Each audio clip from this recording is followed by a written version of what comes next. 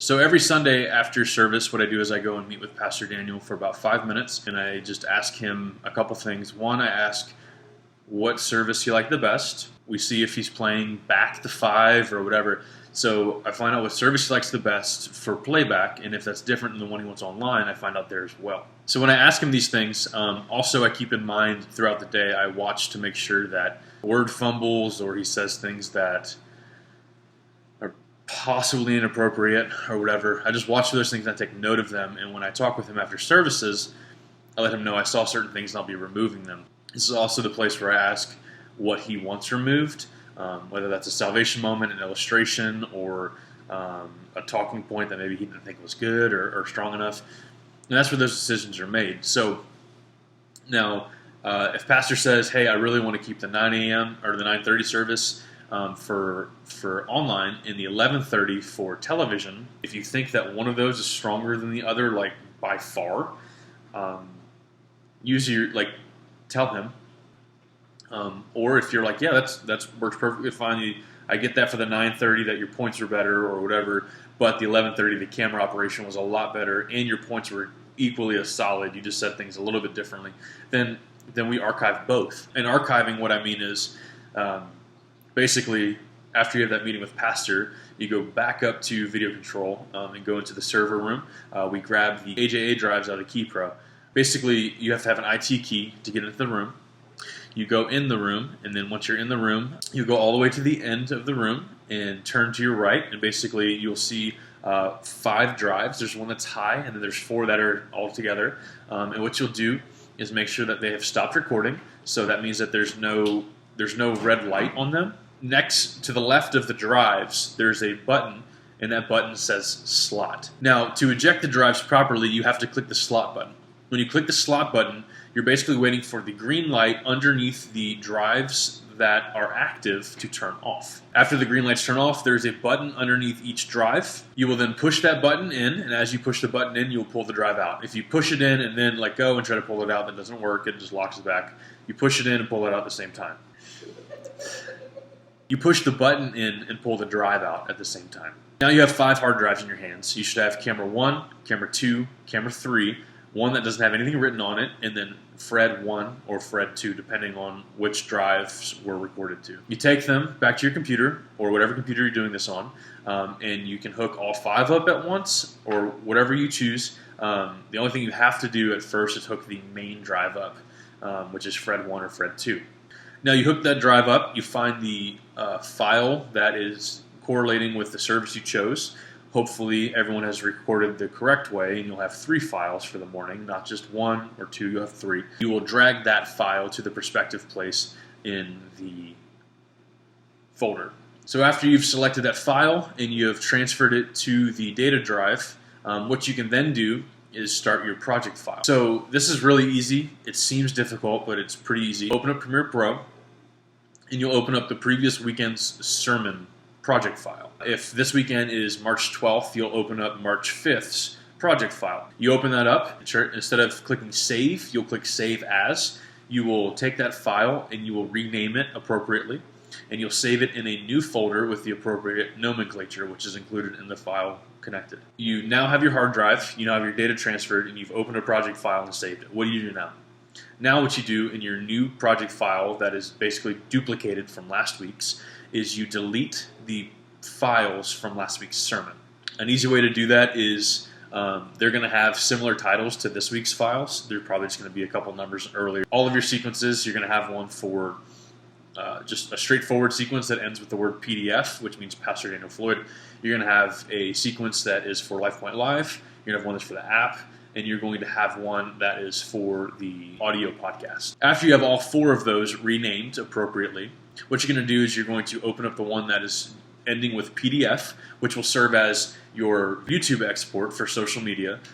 It'll also serve as the place where your video podcast is exported from. So what you do when you start your sequence is you already have all of your intro videos. They're still plugged in from the previous project file. But what you're going to do is you're going to open up your main sermon file, and you're going to select your in point and your out point. So historically, our sermons always start roughly right before pastor's name badge comes up. So usually he'll say, I want to take a moment to welcome everyone at all of our other campuses and everyone who's joining us online. Right before that is your safest point to enter the sermon. So after that, let the sermon flow to the end. Pastor will pray us out, and he'll say, amen. Let's thank God for this word today. With those two things set in place, obviously there's some sermons that'll be different.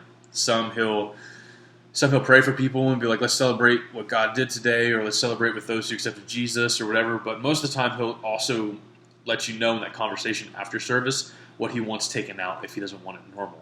After you've chosen your in point and your out point, you'll drag and drop that file into your timeline.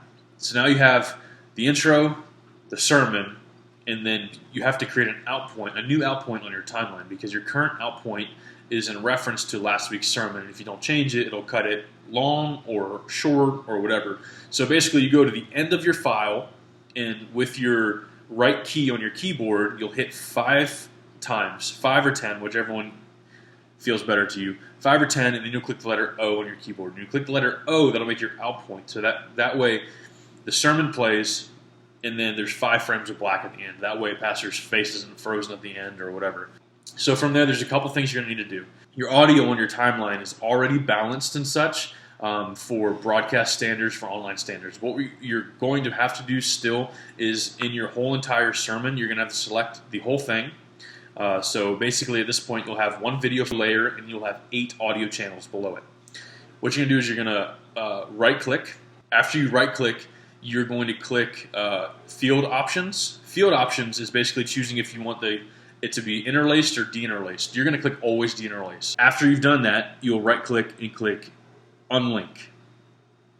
Unlink detaches the video file from the 8 layers of audio that are connected to it. You're doing this because when you bring up the audio level of pastor's mic, you do not want to bring up the audio level of the crowd mic. Typically, you want pastor to be about 15 decibels louder than what he is on the input. We already have our channels mastered, things like that, but we still need to bring our source audio volume up. On audio 1, A1, which is where pastor's audio is, click the letter G on the keyboard. Clicking the letter G brings up a hotkey for audio gain. And when you bring up that, you can basically type in 10 or 15 and kind of listen to it and make sure that his peaks don't peak too high. Now we're at the point in the process where you have the sermon laid out, the audio is adjusted, all those different things. Last thing you need to make sure before you copy that file and move it to the other timelines, last thing you need to make sure of before you copy that file to other timelines is make sure there's a frame in between the intro video and the beginning of the sermon.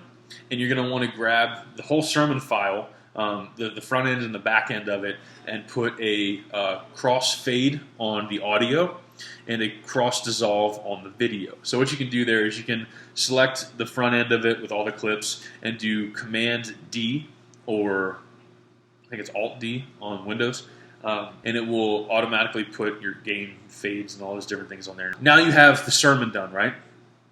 What you're going to do is you're going to copy the sermon block. You're not going to copy the intro video. You're going to copy the sermon block, and you're going to go to your next timelines and paste them on there. What you do have to still do is go to the end of the video and do 5 to 10 frames, click O for your outpoint. You've copied this video now across PDF, LifePoint Live, app, and audio podcast. You've copied all 4 of those locations, so what you'll do now is you're going to export. It's super easy. Now that we're using a project file that has been duplicated from week to week to week, the project file actually remembers not only what you're saving, like what kind of file it is, like and all of the things around that, because of the sequence has like the same characteristics, but it's also remembering where. In it remembering where you're saving stuff, you're going to want to change that to where it's in the correct folder, because it's going to be in last week's folder.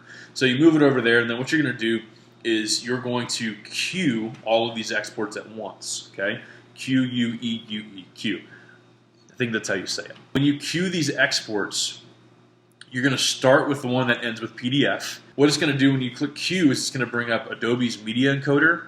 So what you want to do is as you queue one, you want to wait for Media Encoder to pop up and populate with that file, and then do the next and wait for it and so on. Now you got your Media Encoder. You got 4 files up there. What you're going to do is you're going to also add to the PDF. You're going to queue that one up there again and change on the drop-down menu. You want to change it to where it's for video podcast. So now you have 5 different exports. You have the one that ends with PDF, which will automatically upload to YouTube. You have the one for LifePoint Live, which will automatically upload to YouTube. You have the one for the app, which will automatically upload to Vimeo.